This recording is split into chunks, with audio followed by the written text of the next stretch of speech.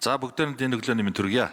Энэ маш чухал хууль одоо Батчмаг гишүүн, нарын гишүүд одоо санаачилж оруулж ирж байгаа цаг үеэ олсон зайлшгүй зохицуултыг баталж өгөх ёстой ийм хууль байгаамаа. За тэгээд энэ дээр одоо стандарт гэдэг зүйлийг л сайн дагаж мөрдүүлэхгүй бол манайд ч одоо ер нь төр байгаа байхгүй нь мэддэхгүй энэ иргэдийнхэн зорчиж байгаа зам, явгууны зам, дугуйн зам энтрийг одоо яг стандартын дагуу болгох асуудал ерөөсөө маш хойрог байгаагаас энэ асуудал үүсээд байгаа. Одоо саяхан тэгэхэд энэ Сэлэнг аймгийн Баянгол сумын эмчнийг алдардахын одон авах гэж явж байгаад осолд орсон хүнд тусламж үзүүлжсэн тийм ээ. Энэ бол бас л яг нөгөө хууль зохицуултгүйгээс явсан зам дээр осол болсон тэнд тэр Баярмаа эмч ингээд тусламж үзүүлээд явж байгаа жишээтэй. Тэгэхээр энийгээ тэр дагаж мөрдөж байгаа улсын хурлын тогтоол дээрээ бас нарийн зааж тэгээд хойноос нь шахаж явмаар байна. Тэгэхгүй бол манайд ерөөсө хөдөө орон нутгаар явхаар баталсан хууль тогтоомжууд огт хэрэгжихгүй байгаа л асуудлыг маш их ярьж байна иргэд. Тэгэхээр ийм нэг хууль болчихгүй гэж ингэж санаа зовж байна. Тэгэхээр энэ стандарттай холбоотой зүйл дээр бас хариулт авъя.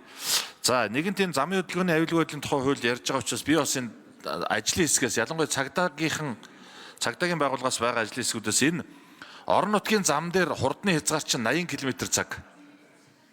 Тэгээд 80 км цагтаа явж байгаа нэг ч хүн байхгүй баг. Одоо ер нь ямар ч машин энэ хуучин стандарт яваад байгаа. Нөгөө бидний үед Оросын албаны улсын 69 030 тийм ээ воолог энэ төр явж явах үе стандарт яваад байгаа. Ингээд 80-таа явж байгаа хүн байхгүй. Дундчаар 100 км цагийн урдтай яваад байгаа. Энэ дээр ер нь цаашдаа ямар бодлоготой байгаа юм бэ? Тэгээд 80-аас дээш ингээл зүгээр нэг хаазан дээр нэг хөл тавиад явахт л одоогийн техникүүд чинь 100 хүрчээд байгаа шүү дээ. Тэгэхээр ер нь энэ бодлого нь яаж явж байгаа юм бэ? Энэ дээр өөрчлөлий одоо баталгаатай ийм хурдны замууд дээр хурдны хязгаараа нэмэх барих гэсэн ийм зүйл явж байгаа юу? Энэ тал дээр нэг хариулт өгөөч. Хоёрдугаарт энэ орон нутгийн зам дээр болон энэ хурдны замууд дээр мал их дайрагдаж байна. Энэ дээр 20 цагаас хойш малчны буруу болчиход байгаа. За ингээд нөгөө маллаагүй учраас нөгөө малчны мал дайрагдаж үхээд дээрэс нь бөөн одоо төлбөрт хоргуулд орцсон. Бүр 30-40 саяын төлбөрт орцсон ч хүмүүс байна. Тэгэхээр энэ дээр бол тэр машиныг чинь одоо үнэлэх авсан жолооч эрүүл жолоодод явж байгаа. Хэрвээ тэрний оронд одоо мал биш зам дээр эвдрээ зогсцсон мотоцикл машинтай явган хүн байвал тэгээд одоо 20 цаг өнгөрсөн гэд бас нөгөө талын буруу болоод явчихв. Энэ дээр нэг бас энэ замын цагдаагийн газрынхнаас бас хариулт авмаар байна.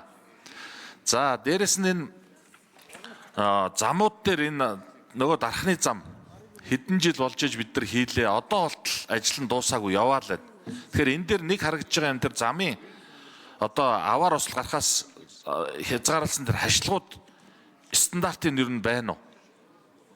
Бүр ингээд бараг одоо километр тутамд ингээд эвдэрсэн, тасарцсан ийм л хашлгууд байгаад байна. Энэ дээр нэг хариулт өгч хүн байвал хариулаад өгөөч. За эцэст нь Төв аймгийн Сүмбэр сумын одоо тэр салдаг төв замнаас салдгаасаа ихсүүлээд нэг 10 гаруй километр зам. Энэ ерөөсөө зам гэхэд зам биш бүр там болцсон.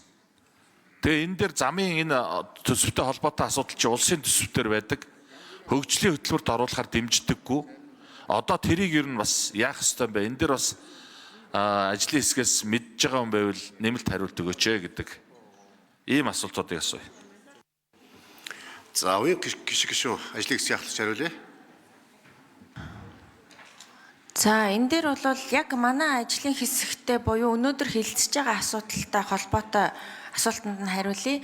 Тэгэхээр яг саяны хэлсэнчлэн энэ замын стандартууд бол маш тодорхой тусгагдсан байдаг. Энэ талаар одоо манай ажлын хэсгээс бол нарийн дэлгэрэнгүй стандартуудын мэдээллүүдийг бол нэмж өгье. Хамгийн гол нь одоо яг нийслэлд байгаа явган хүний зам, дугуйн зам, дугуйн игнэ ерөөсөө стандартаа бариагууд л гол нь байгаа. Тэгэхээр нөгөө зам хийж явах үед одоо жишээлбэл автомашины өргөдөх боломжгүй байгаа тохиолдолд явган хүний замаа өргөдгөх, явган хүний зам дээр дугуйн зам, явган хүний зам хоёрыг тодорхой тусгаарлагчаар ялгах, үүгээрээ аюулгүй байдлыг хангах энэ бүх боломжуудыг хийх буюу бүр үүрэгтэй байгаад байгаа. Ингээд стандартаа хангах. Тэгэхээр энийг бол маш одоо хугацаатаагаар үүрэг болгоод тэгээд одоо хариуцлагатайгаар энэ талаар одоо дараа нь энэ бол бидний нөгөө өдөр тутмын алхам тутам тохиолдож байгаа зүйл учраас ямар ч үсэн хэрэгжилтийг хангуулад явах дээр бол иргэд болон одоо бүхэл хотын иргэд анхаарлаа хандуулад явчих байхаа гэж харж байна. Дараагийн асуултуудын хувьд болохоор яг ажлын хэсэг дээр бол энэ асуудлыг хариуцсан байхгүй байгаа. Тэгэхээр одоо ажлын хэсгээс тодорхой хэмжээний өөрсдийн боломжоор хариулна. Гэхдээ энэ дээр бол яг тэр хариултыг өгж байгаа хүмүүс дээр бол би яг шууд 100% нөгөө хариуцлага хүлээж хариулт өгөх үүрэггүй гэдгийг би бас тэмдэглээд хэлчмээр байгаа юм. Яагаад тэгэхээр яг нөгөө хилцэж байгаа асуудалтай холбоотойгоор хариуцах албан тушаалтай ажилтны албан тушаалтнуудыг мэрэгчлэнүүдийг дуудсан байгаа. Тэгэхээр бид нар бол нөгөө хурдны замын тухайд ч гэдэг юм уу, орон нутгийн замын тухайд ч гэдэг юм уу, тэр зохицуултууд энэ хууль хөндөгдөөгүй учраас энэ талаар бол бас нарийн тодорхой мэдээлэл өгөх бас үүрэггүй байгаа болохоор бас ажлын хэсгийнхнийхээ өмнөөс энэ тайлбарыг хэлчихье. За.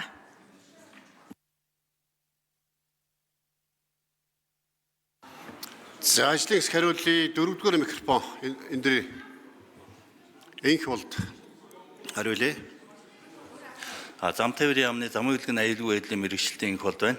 Тэгэхээр аливаа улс хурдыг тодорхойлохын тулд 3 асуудлыг нэн дээр тооцож үздэг. Нэгдүгээрт нь замын хөдөлгөөнд оролцогчдын мэдлэг хандлагын эрсдлийн үнэлгээ, хоёрдугаарт нь тээврийн хэрэгслийг зөрж өнгөрөх аюулгүй байдлын хангах хажуугийн зай, гуравдугаарт нь бол нөгөө мөргөлдөх үеийн аюулгүй хурд гэдэг ийм юмыг тооцоолдог. Тэгэхээр энэ 19 онд бол Азийн хөгжлийн банкны судлаашид үзээд бол манай Монгол улсын замын хөдөлгөөнд оролцогчдын мэдлэг хандлагын эрсдлийн үнэлгээ бол орон нутгийн замд бол 70 км/цагийн хурдтай явахад бол болцоотой байна гэж ийм үнэлгээ өгсөн юм. Тэгэл энэ бол одоо яд гэхээр энэ замын хөдөлгөөнд оролцогчдын хувьд бол одоо зарим хүмүүсийн хувьд бол чадвартай байж болно, мэдлэгтэй байж болно. Ерөнхийдөө массын хувьд бол нэг ийм хурдтай явахад болцоотой байна гэсэн ийм дүгнэлт өгсөн. Хоёрдугаарт нь бол одоо хамгийн гол асуудал нь бол хоёр тээврийн хэрэгсэл мөргөлдөхөд. За хариулт нэмж өгье. Хариултаа гүйцээч. Кинетик энергийн үйлчлэл гэж юм байдаг. Тэгэхээр орон нутгийн замд хоёр тээврийн хэрэгсэл мөргөлдөхөд бол хүн алахгүй байх ийм хурд нь бол ерөөсөө 80 км/цагийн хурд гэдэг юм чинь энэс дээш хурдтай явах юм бол хүн өөх магадлал нь 100% тайл байна л гэж байгаа. Тэгэхээр одоо энэ орон нутгийн замын хурд энэ суурин газрын хөдөлгөөний хурдыг бол заавал ингэж тооцоолдог. Хоёрдугаарт нь бол энэ скутертэй холбоотой ярихад бол энэ явган зорчигч замын хөдөлгөөний явган хүний замаар явхад бол скутертэй хүнтэй мөргөлдөхөд бол 10 км/цагийн хурдтай скутертэй мөргөлдөхөд бол нөгөө 10 настай хүүхдийн үхэлд хүрэх магадлал бол 85% байна гэж үздэг байхгүй. Тэгэхээр энэ хуулийн төсөл дээр бол ерөөсөө скутерийг зорчих хэсгээр явуулна. Явган хүний замаар явуулахгүй гэдэг ийм хуулийн төсөл байна. За Туан гишүүн тодруулж ирсэн.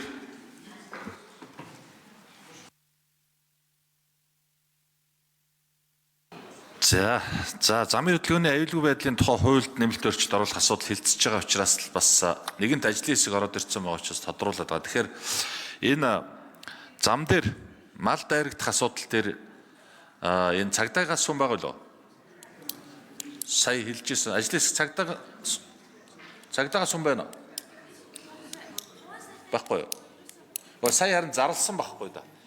Тэгин чи замын хөдөлгөөний хилцэх асуудалтай холбоотой асуулт асууна л да. Хилцэж байгаа асуудалтай холбогдуулж асуулт асууна. Тэгвэл энэ зам тээврийн яам байгаа дээр төрөний асуултан дээр нэг юм гүйцээгээд хэлчих. Тэр юуны сүмбрийн замыг нэг та нэг нэмээд хариулчаач. Төв аймгийн сүмбэр зумын замыг зам тээврийн яамныхан байгаа ч. За хилцэж байгаа асуудалтай холбогдлого байна. Хариулт боломжгүй. За зочин танилцуулъя. Улсын их хурлын гишүүн Чинбатын Ундрамын урилгаар Сэлэнг аймгийн Алтан булаг сумын 1-р цэцэрлэгийн багш ажилчид улсын их хурлын үйл ажиллагаа төрийн ордонтой танилцж байна. Өглөөнөөс үдш хүртэл одоо олон бяцхан өрсийн аав ээжд болж ажилладаг та бүхэндээ улсын их хурлынхаа нийт гишүүдийн нэрийн өмнөөс баяр хүргэж ажилд нь амжилт, амьдралд нь эрүүл энх, сайн сайхан бүхнийг хүсээрөөё.